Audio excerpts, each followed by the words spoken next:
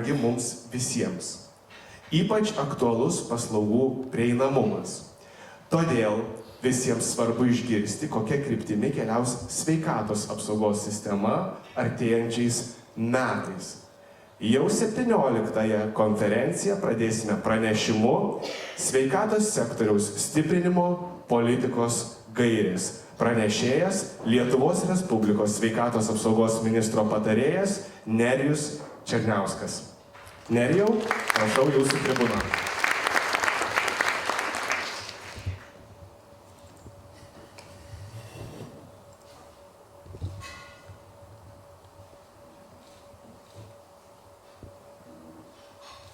Sveiki visi. Čia man neproporcinga garbė kalbėti šitą sektorių, ko gero visi turi daugiau patirties sveikatoj negu aš, bet tą, ką sugebėjom su kolegom padaryti, ką su sveikatos ministerija sugebėjom padaryti, bandysiu pranešti. Tai pranešimas bus, kaip kam jau girdėtas, kas buvo vadovo konferencijų, tai tų labai atsiprašau, bet tie, kurie buvo, bent jau sakė, kad nelabai blogas pranešimas, tai tikiuosi kitiems irgi bus įdomus. Tikslas yra parodyti, su kokiais iššūkiais susiduria Lietuva. Ir taip pat paskaičiuoti, kaip tos iššūkius būtų galima spręsti, bent jau kaip šiuo metu ministerija ketina tai daryti. Tai pradėkime nuo šitos skaidrės. Ji rodo elementarų dalyką. Būtų man vaikščioti. Nelabai. Varom taip, nes būtų geriau, kad vaikščiosiu. Ačiū. Vysim taip. Gerai. Aniks ašies čianais rodo žmonių pajamas, čia yra BVP, atsižvelgia į kainas, tai reiškia, kuo mes esame arčiau šitos taško, tuo šalis yra turtingesnė. Ir reiškia, kažkur čia santykinai neturtingos šalis, ten labai turtingos, Lietuva šiuo atveju yra per vidurį. Ir žiūrint į tai, ką Lietuva yra pasiekus, tai iš tikrųjų visai neblogai. Mes jau pagal mūsų BVP, pagal mūsų perkamą galę esame aplenkę Lenkiją, pavyję netgi Japoniją, panašus kaip Ispanija. Tai Lietuva kaip šalis išsivyščiusi yra tikrai nemažai. Tačiau ant Y ašies ant šianais mes turim gyvenimo trukmę, kur rodo, kiek laiko gyvena žmonės toje šalyje vidutiniškai. Ir Lietuva yra viena iš tokių šalių, kur santykinai išsivyščiusi, bet gerokai atsilieka nuo kitų šalių. Tai natūraliai kyla klausimas ir mums, ir piliečiams, kodėl mes tokie išsivystę, bet mūsų sveikatos rodikliai tokie prasti. Tai apie tai ir kalbėsim. Tai pirmas dalykas, ką bandėm patikrinti, yra, ir dažniausiai sako, kad va čia dėl to, kad blogas yra finansavimas, kad mums trūksta pinigų, tai bandėm pažiūrėti, kiek tai galima sieti su finansavimu. Todėl šitam skaidrė mes išskyrėm tik tai viešą finansavimą. Pradžioje tik tai, ką gauna valstybė, viešos įstaigos iš arba PSD biudžeto, arba iš valstybės biudžeto arba savivaldybių biudžeto. Tai reiškia, neįeina, kaip patys namūkiai moka, neįeina savarankiškas sveikatos draudimas. Ir ant Y ašies mes jau turim ne tiek negyvenimo trukmę, o tiesiog tinkamų gydymų išvengiamą mirtingumą. Tai kiek žmonės sugeba, mūsų gydymo įstaigos kaip sugeba efektyviai gydyti, kad žmonės kuo ilgiau gyventų. Ir natūralu, kuo jis yra mažesnis, tuo mirtingumas mažesnis, tai tuo yra geriau. Ir čia Lietuva jau atrodo visai kitaip. Pagal visos tos šalis, kur pažymėtos, jos yra tiek pat išsivyčiusios, kiek Lietuvoje. Tačiau matosi, kad iš visų tų šalių Lietuva viešųjų finansų skiria vienų mažiausiai. Tai mes esam truputį daugiau negu Lenkija skiriantis, bet visais kitais atvejais gerokai mažiau. Ir taip pat matosi, kad dažniausiai kuo šalis daugiau finansuoja, tuo tas tinkamas mirtingumas yra mažesnis. Pavyzdžiui, Japonija ypatingai išsiskiria, kad jie tiek pat išsivystė daug maž kaip Lietuva, arba mes jau beveik pasivėjom juos, bet jie skiria vos net dvigubai daugiau savo resursų būtent sveikatą. Ir ta šalis pasirinko, kad mums sveikata yra svarbu, mes į tai investuojam. O čia kaip atrodo privatus sveikatos finansavimas, kai žmonės iš savo kišenės moka, arba kai turi tos savarankiškus sveikatos draudimus. Ir čia matom, kad koreliacija labai neaiški. Tai yra šalis, kur santykinai mažai moka savo finansų, yra kur santykinai daug. Tačiau koreliacijos tikrai akivaizdžios nėra. Galbūt čia paslėpti dalykai, nes vis tiek čia tik koreliacija, nebūtinai priežastiniai ryšiai, bet ryšys yra daug vangesnis. Ne? Tada kyla keli klausimai. Pirmas, kodėl tas privatus finansavimas, kodėl jis taip mažai koreliuoja. Tai pabandėm tokį atsakinėti. Yra bent 3 žinomos priežastys, kodėl. Tai pirma tai, kad daug kas yra tikrai lemia sveikatą, kas labai svarbu, mes tiesiog negalim nusipirkti už pinigus savo asmeninius. Pavyzdžiui, greitos medicinos pagalbos neišsikviesim, nepaisant to, kiek mes ten norėsim mokėti. Patys brangiausi vaistai dažniausiai net neparduodami arba teikiami tik gydymo įstaigose, kurios vienintelės turi tokią galimybę teikti. Tai dalis tiesiog žmogus negali nusipirkti, nepaisant to, kad negi ir norėtų. Ne? Antras,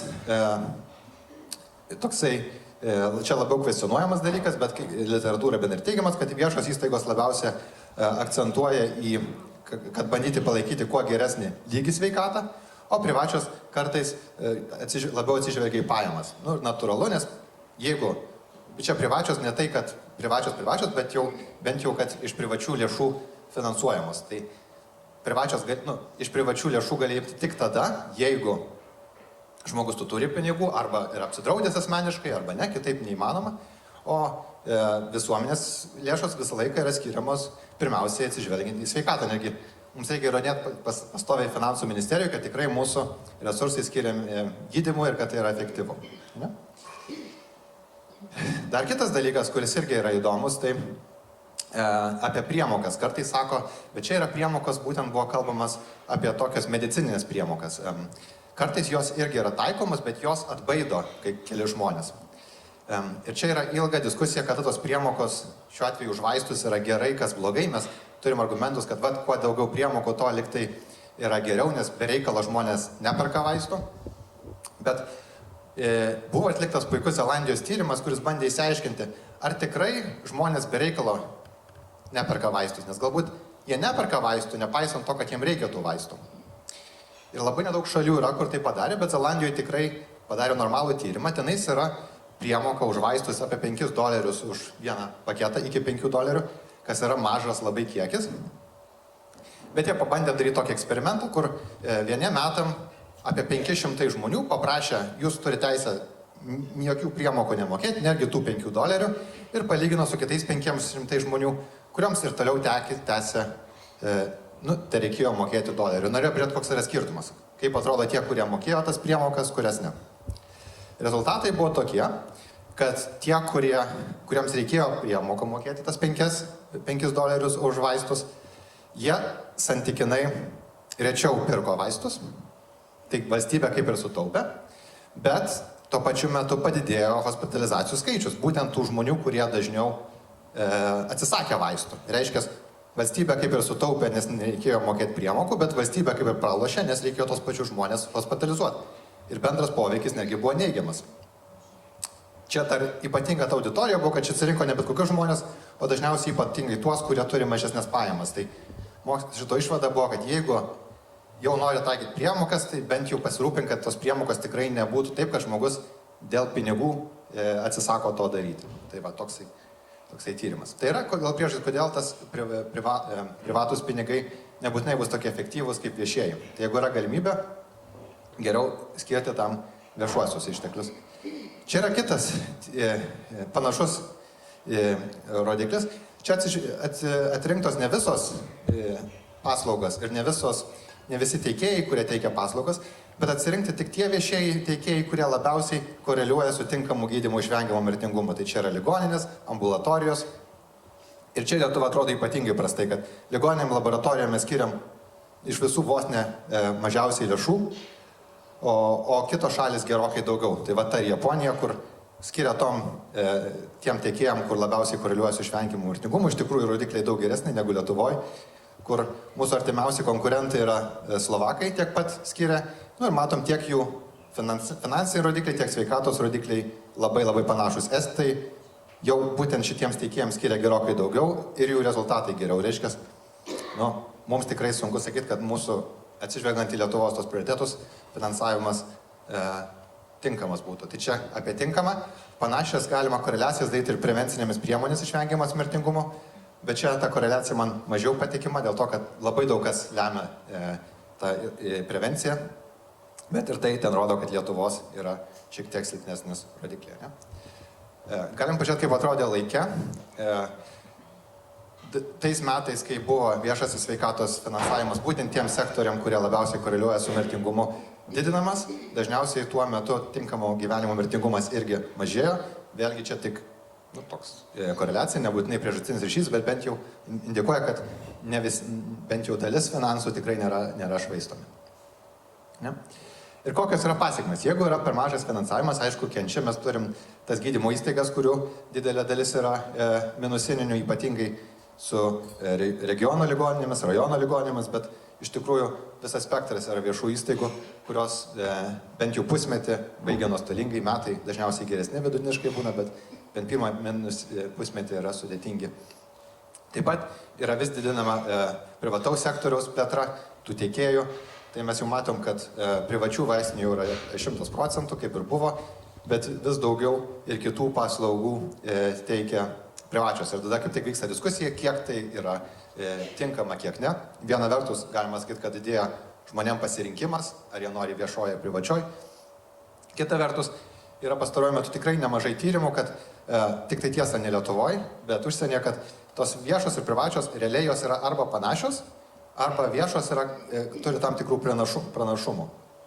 Tai pavyzdžiui, vienas labiausiai tokių akcentuojamų dalykų, kad jeigu yra vieša įstaigai, mažiau diskriminuos ir priims visus pacientus, todėl netolygumo, ko gero, visuomeniai bus mažiau, kiek buvo tyrimo atlikta. Kokybė paslaugų dažniausiai irgi panaši arba geresnė. Vienas labai geras tyrimas iš Britų rodė, kad ten kuo daugiau buvo skiriama viešosiom įstaigom, tuo santykinai gyvenimo tas išvengiamas mirtingumas buvo didesnis. Čia labai įdomus tyrimas, nes jie 10 metų ir bandė vienose regionuose santykinai dažniau viešas finansuotis, kitas dažniau privačias, vien dėl to, kad pas juos Konstitucinis teismas išaiškino, kad negalima diskriminuoti, reikia ir tiem duoti. Bet palyginus parodė, kad ten, kur buvo daugiau skiriama būtent viešosiam įstaigom, ten rezultatai geresni. Tai toks tyrimas buvo. O efektyvumo tai irgi kiek buvo tikrinama, tai čia labai didelių skirtumų nebuvo rasta. Kai kur privačios geriau atrodo, kai kur viešos, bet tokių vienareikšminių teiginių padaryti sunku. Tai reiškia bendrai kaip ir panašu, arba viešajam truputį palankiau. Tai ką daryti tokiam kontekste? Šita vyriausybė bent jau rudeniui pasižadėjus yra 3 paketus apie priemokas ribojimą, apie viešo sektoriaus stiprinimą ir apie įmokų didinimą. Deja, šiandien ir taip jau daug laiko neturėsiu, tai pasikalbėsiu tik apie pirmą objektą. Jeigu bus įdomu, ateityje galite prieiti klausimų apie kitus 2. Tai kaip tuos finansus galima didinti? Kaip žinote, labai sunku sekasi tikinti tiek finansų ministeriją, tiek kitus, kad šiam sektoriui sveikatos reikia didinti finansus, bet vis tiek mes bandėme ieškoti argumentų, kaip galim pasakyti, kad Lietuvai trūksta. Tai tipiškai yra lyginama su ES vidurkiu, bet tiek visi gali klausti, kodėl tas ES vidurkis adekvatus, juk mes nesam pasiekę to ES vidurkio, todėl tiesiogiai su juo lygint gal nesąžininga būtų. Tai ieškojom kitokių būdų. Tai šiuo atveju mes pasižiūrim, kiek yra skiriama BVP vienam gyventojui arba kiek vidutinis lietuvis turi pinigų, kiek jis pagamina per metus. Ne? Tai kuo labiau čia, reiškia, tuo yra santykinai turtingesnė visuomenė, kuo čia į kairę, tuo mažiau. O ant Y ašies, kiek skiriama yra viešųjų finansų būtent į sveikatai. Tai tiek valstybė, jeigu skiria, tiek jeigu yra privalomas draudimas, kiek ten skiria.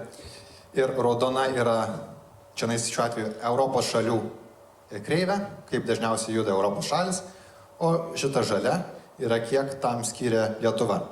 Tai ką mes matom, kad per bendrą laikotarpį iš tikrųjų Lietuva atsižvelgiant į savo ekonominį potencialą visai panašiai skiria. Čia dar yra atsižvelgta ir į kainų lygius. Tai Lietuva gal mažiau skiria, bet Lietuva ir vidutiniškai sveikatos paslaugos šiek tiek pigesnis.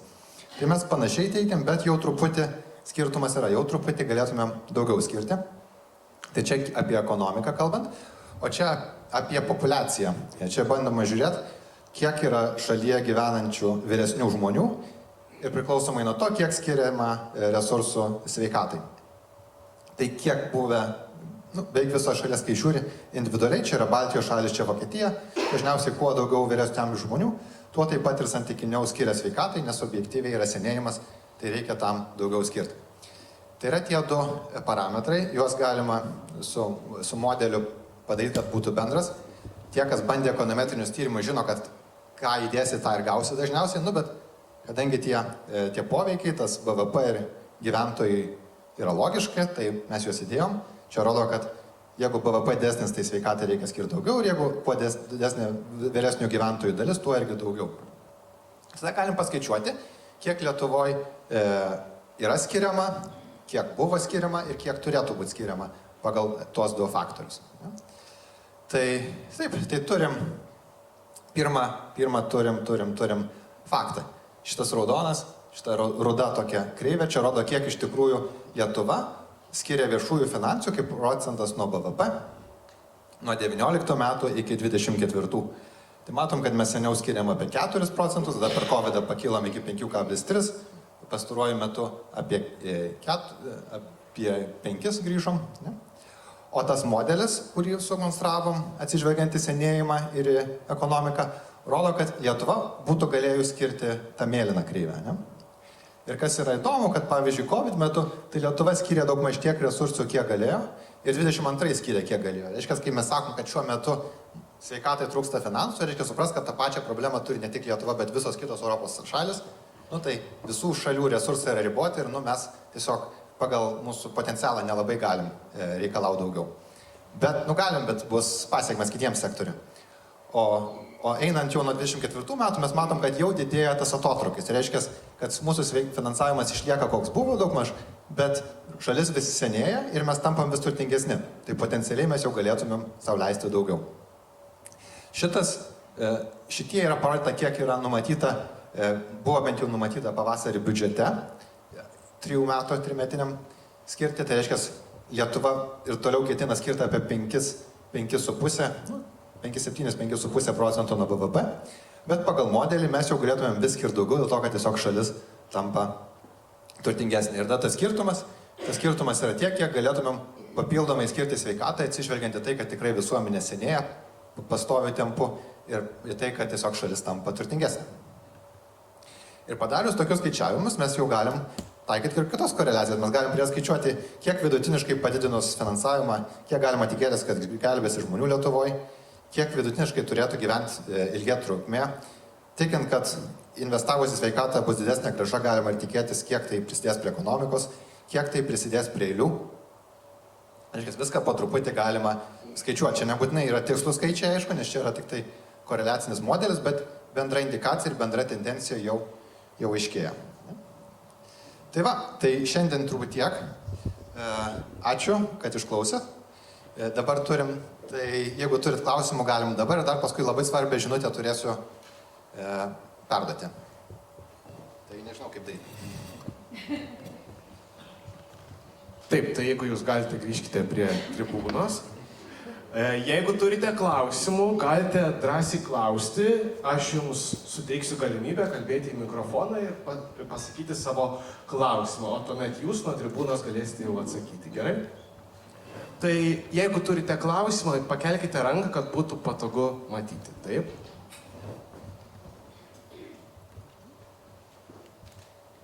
Norėčiau paklausti, ar šitas modelis apima tik tai gydymo priemonėmis išvengiamą mirtingumo visus aspektus, ar apima ir prevencinėmis priemonėmis išvengiamą mirtingumą?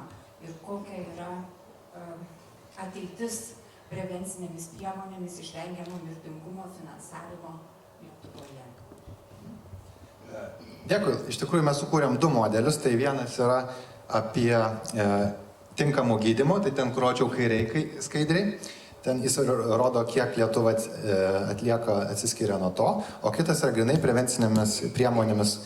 Tai matote dešiniai koreliaciją ir jo pagrindu irgi buvo skaičiuota, kiek dėl to galima išgelbėti gyvybių prevenciniu būdu. Tai iš karto prisipažįstu, kad lengi prevenciniam priemonėm turi daug daugiau poveikių negu vien sveikatą. Tai šitas modelis yra mažiau patikimas dėja, bet bendras koreliacijas irgi galima buvo paskaičiuoti. Todėl, kai gale mes sakėm, kad bendrai išgelbėti galima apie 5000 gyvybių, tai apie pusę yra dėl tinkamų gydymų, o apie kitą pusę apie prevencinėmis priemonėmis išvengiamas. Tai čia kiek mes norim tikėti to modeliu, tiek galim tikėti, bet vis tiek mes bandom vertinti kiek įmanoma ir prevencinėmis priemonėmis, ir tinkamų gydymų vertinimu. Ačiū. Taip, prašau. Nerijau, jūs modeliuojate 3 metus į priekį ir jau 26 metais 0,7 milijonų. Kaip mes visi žinome, šiandien yra pristatomas Seime ateinančių metų biudžetas, ketvirtadienį priėmimas, tai ar bus ten tie 0,7? Čia pirmas dalykas, čia ne 0,7, čia yra procentas nuo BVP, tai čia turėjo būti apie 600 milijonų, ne, tai tikrai biudžetai tiek nebus, tai čia mūsų yra norai ir ketinimai. Realybė yra ta, kad vis labiau skiriama yra gynybai ir mes tą visi puikiai suprantam. Tada klausimas yra, kaip mūsų bendruomenė gali prisidėti, kad tikrai būtų kuo labiau einama tokiu keliu, o ne vien karo keliu. Aišku, karui tikrai reikia, nes gintis svarbu, bet mes norim vis toliau tokius arba panašius argumentus dėti ant stalo, kad, nesakytų, kad sveikatai tie 5,5 buvo ir bus. Tai irgi netrodo tinkama. Tai čia jau mūsų gebėjimai. Jeigu turit kokių argumentų, kaip galima sustiprinti poziciją, būtų labai gerai, nes mums reikia tų stiprių argumentų. Jo, bet kitos rytis sugebėjo, ir švietimas, ir pareigūnai statutiniai, tuo tarpu sveikatos apsauga nesugebėjo apginti savo biudžetą.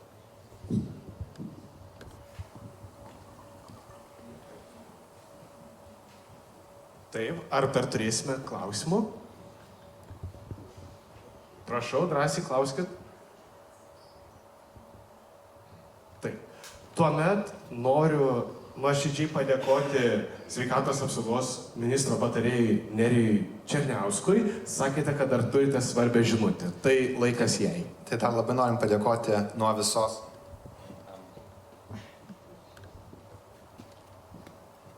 visos ministerijos ir nuo ministrės, kad organizuojamos tokios konferencijos.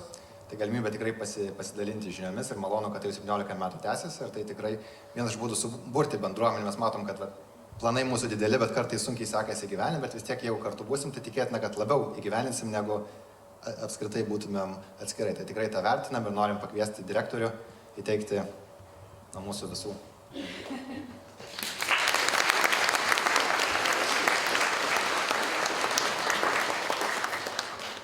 Ačiū visiems. Ačiū Nerijau, dar nepabėgite.